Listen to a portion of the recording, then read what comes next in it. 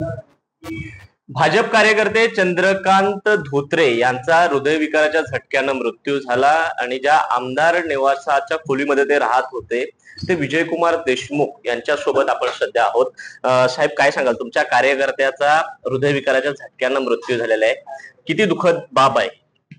भारतीय जनता पक्षाचा ज्येष्ठ कार्यकर्ते चंद्रकांत धोत्रे हे काल सकाळी त्यांच्या मुलांनी येऊन आमच्या वडार समाजाचं आज बैठक आहे असं सांगून त्यांनी काल रूमची चावी घेऊन गेले आणि ते मुंबईला गेले। त्यांनी त्यांच्या कार्यकर्ते, त्यांचा वडील, मुलगा असं सगळे म्हणून गेल्यावर रात्री त्यांच्या वडिलांना छातीमध्ये त्रास होऊ लागल्यावर तिथं आमच्या कोणी सुईसह किंवा आम्ही कोणी नसल्यामुळे त्यांना लवकर समजू शकलंही नाही आणि त्यामुळे ते खाली आले। खाली येऊन त्यांनी अँब्युलन्सला फोन लावलेले, अँब्युलन्स लवकर येईना आणि त्यामुळे त्यांचं असं म्हणणं आहे की अँब्युलन्स वेळेवर आलं असतं तर आमच्या वडिलांचं जीव वाचलं असतं। आणि खरंच आहे, त्या एवढ्या मोठ्या विधानसभेच्या ज्या आमदार निवास आहे त्या अनेक आमदार लोक राहतात, त्यांचे सुईसहायक राहत असतात किंवा त्यांच्या अनेक कार्यकर्ते तिथं राहत असतात। तिथे कधी अँब्युलन्स कायमची राहायला पाहिजे, पण आजपर्यंत कधी अशी प्रसंग न आल्यामुळे तिथं राहिलं नाहीये। पण त्या वेळेवर अँब्युलन्स तिथं यायला पाहिजे, आलं नाहीये, त्यामुळे त्यांचं आज एक दुर्दैवी मृत्यू झाला। आणि भारतीय जनता पक्ष एक चांगल्या कार्यकर्त्याला मुकलं।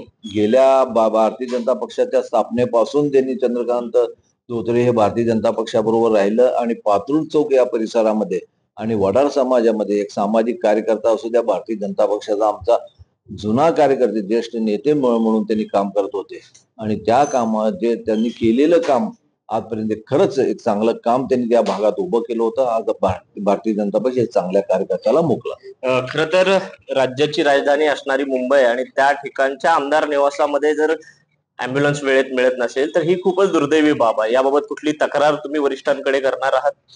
आमदार निवासांची जबाबदारी विधानसभेचे अध्यक्ष आणि सभापतीकडे असते। मी पुढच्या आठवड्यात जाऊन त्यांना एक पत्र देणार आहे आणि ह्या संदर्भात चौकशी करून कारवाई करण्याचा त्यांना विनंती करणार। या बाबतीत तिथं कायमची आरोग्य व्यवस्थेची सोय व्हावी याबाबत तुम्ही काही मागणी करणार आहात विधानसभेमध्ये?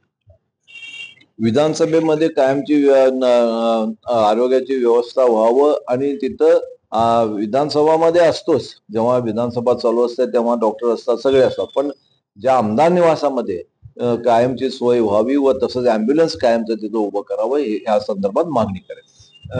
नक्कीच एका भाजपच्या हक्काच्या कार्यकर्त्याला हकनाक बळी त्या ठिकाणी जावा लागला। व्यवस्थेची अनास्थामुळे या ठिकाणी हा मृत्यू झालेला आहे। मात्र येत्या काळामध्ये याबाबत विधानसभा अध्यक्षाकडे चौकशी व्हावी यासाठी मागणी जी आहे ती विजयकुमार देशमुख हे मुंबईला गेल्यानंतर करणार आहेत असं आपल्याशी बोलताना त्यांनी स्पष्ट केलेलं आहे।